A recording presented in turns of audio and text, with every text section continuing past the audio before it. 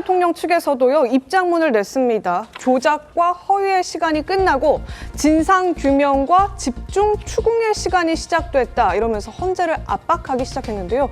중앙지법이 공수처의 수사권 없는 위법 수사와 불법 행위를 그대로 봐줬다, 이런 취지의 얘기도 지금 입장문에서 같이 나오고 있는 겁니다. 윤석열 대통령 측 헌법학자들 의견서를 직접 헌재에 제출하기도 했는데요.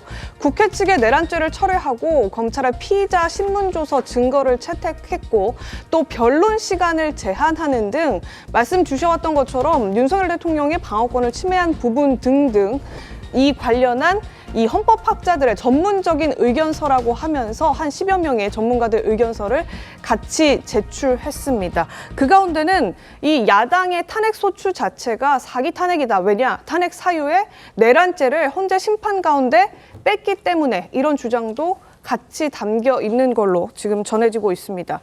이 구준환 변호사님, 이 허용 교수 등이 지금 지적한 내용에 따르면 그 헌재가 여태까지 윤석열 대통령 탄핵 심판에 대해서 신속 심리에만 방점을 놓고 말씀 주셨던 것처럼 방어권을 충분히 보장하지 못했다. 지금 허용 교수 등등의 헌법학자들도 공감하고 있는 것 같아요. 그렇죠. 그리고 그게 법적인 지적이기 때문에 굉장히 아프게 새겨듣고 그 부분에 대해서는 의혹을 다 해소하는 게 헌법재판소가 해야 될 일이다, 이렇게 생각을 합니다. 법원 판결이라는 게 무슨 규범력을 가지고 까라면 까 이런 식이 될 수 없어요. 내가 이렇게 결정했으니까 국민들 그냥 받아들여, 이런 게 아니거든요. 미국의 연방대법원 판결 중에 드레드 스콧 판결이라는 게 있는데 흑인의 인권이 있는가, 거기에 대해서 아니다, 흑인은 백인 소유주의 소유물에 물건에 불과하다, 이런 판결이 났는데 그거 그냥 국민들이 받아들였을까요? 그것 때문에 국민이 분열돼서 남북전쟁이 벌어졌어요. 지금 허영 교수님도 이런 식으로 밀어붙이면 국민 사이에 내란이 일어날 수밖에 없다. 정말 네.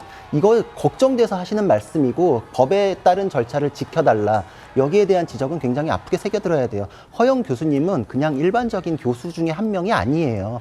우리 헌법학계의 거두일 뿐만 아니라 그분은 사실상 우리 헌법재판소의 3파 역할을 하셨고 네. 초대 헌법재판 연구원장도 지내신 분이, 근데 헌재를 이렇게 비판하시는 건 법에 안 맞기 때문인데, 지금 초반에 가장 중요한 거는 내란죄를 포함시켜가지고 소추를 한 뒤에 내란죄 부분을 신속심리를 위해서 빼버렸거든요. 근데 이게 가능한가?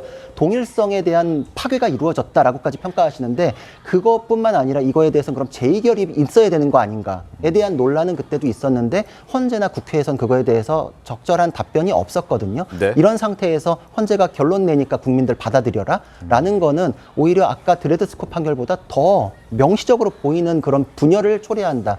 헌법재판소가 상세한 심리를 통해 가지고 설득을 해야 되는데 판사는 판결로 말해야 되잖아요. 지금 뭐 언론 플레이하고 공보관이 이상한 얘기하고 이런 것 때문에 논란됐던 적도 많은데 그거는 헌재가 할 일이 아니죠. 판결이 설득력을 갖기 위해서는 충실한 심리가 담보가 돼야 됩니다. 지금 그게 안 돼 있고 허영 교수님은 위법 사유가 10가지가 넘는다라고 하는데 그거에 대한 해소는 없었습니다. 그거를 바로잡지 않고서는 누구에게도 승복을 얘기할 수가 없습니다. 이 부분은 반드시 짚고 넘어가야 된다 생각합니다. 그러니까요. 최병무 위원님, 일단 헌재가 지금 계속해서 평의를 하고 있고 네.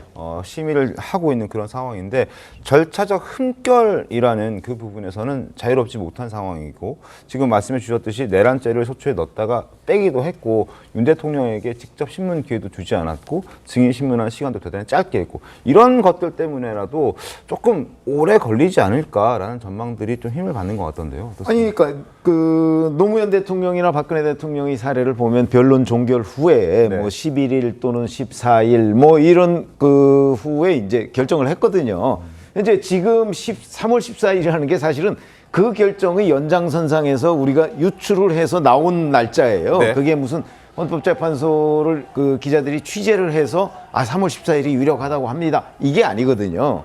그렇기 때문에 3월 14일에서 뒤로 넘긴다고 해서 네. 뭐 헌재 재판관들이 뭐 일정을 바꿨다 이렇게 얘기할 상황은 아니고, 다만 이제 추정이 그 좀 달라진 거 정도에 불과한데, 지금 허영 교수님 같은 경우는 이제 기본적으로 그 국회에서 이 탄핵소추안을 의결할 때 그다음에 헌재에 가서 내란죄를 철회했기 때문에 그거는 재의결을 해야 된다, 뭐 이런 취지로 설명을 하면서 한 10가지 정도의 헌재의 어떤 절차상 흠결 얘기하고 네. 있거든요.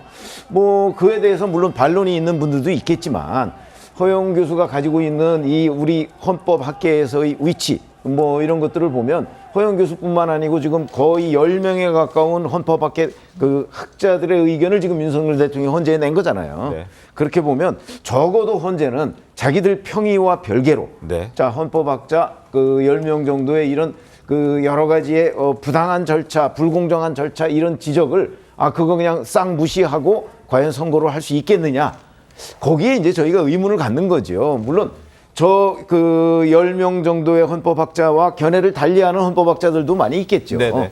그러나 저분들이 차지하고 있는 헌법학계 내에서의 권위 뭐 이런 걸 감안할 때는 헌재가 그냥 무시할 상황은 아니지 않는가. 오히려 그게 저는 그 중립적인 판단이라고 생각합니다. 예. 저 부분에서 좀 말씀드리고 싶습니다. 허영 교수님 등 7분의 학자가 헌법재판소에 의견서를 냈다고 그러는데 우리 헌법학자 100여 분으로 구성된 헌법학자 회의가 있습니다. 이 헌법학자 회의에서 이 100여 분의 헌법학자가 의견서를 헌법재판소에 냈습니다. 제가 그 의견서를 봤더니 총 80쪽 정도로 구성되어 있는데 이 계엄의 절차적 실체적 요건 또 이게 파면 결정을 하면 중대성이 판단돼야 되잖아요. 중대성. 이 의견서를 가지고 그대로 헌법재판 판결문으로 하더라도 아무 문제가 없을 정도로 매우 정치하고 상세한 의견서를 냈습니다. 이 100분의 의견이 더 중요하지 허영 교수님 등 7분의 의견이 더 헌법학자 전반의 의견을 반영한다고 볼 수 있겠습니까? 100분의 의견이 헌법학자의 지배적 의견인 겁니다. 근데 그 부분에 대해서는 허영 교수님이 인터뷰를 했어요. 100명이 그랬다더라. 그랬더니 나하고 지금 의견 같이 낸 사람이 헌법학회 회장인데 그런 단체에 있는지 전혀 뭐 듣도 보도 못했다. 그분들 계엄 이후에 급조된 걸로 보인다라고 했고 100명이라서 뭐 다수결로 정하나요? 다수결로 정하기 시작하면 사법의 종말이죠. 누가 맞는지 논리적으로 따져야 될 부분이고 법적인 지적은 타당하다 생각합니다. 알겠습니다.